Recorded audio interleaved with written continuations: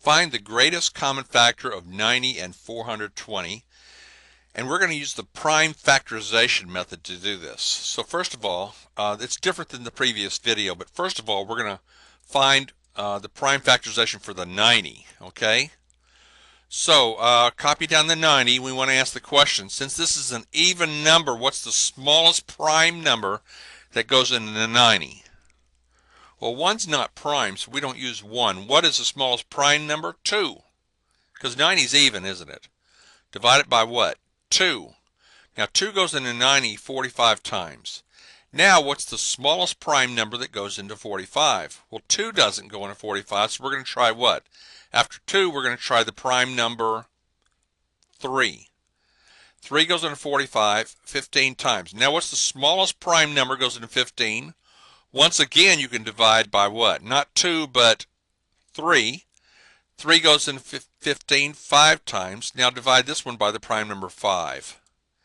Okay, when you get 1, you're done, and the prime factorization is 2, 3, 3, and 5. So remember that. We're going to come back and use that in a few minutes.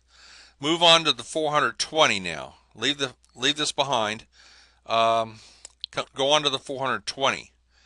Now what's the smallest prime number that goes into 420? Once again, 2. And that'll be 210. Now 2 goes into 210, doesn't it? Because it's even, isn't it? So 2 into 210 is 105. And it turns out 2 doesn't go into this, but what does? The next prime number would be what? 3. And 3 times 35 is 105. So you divide this by 3, you get 35. Now, what is the smallest prime number that goes into 35? That would be not 4, but 5. 5 goes into that 7 times. And finish off with the prime number 7 to get a 1. So the prime factorization of 420 is 2, 2, 3, 5, and 7. Okay, now go on back to the prime factorization of 90. Okay, this was for 90.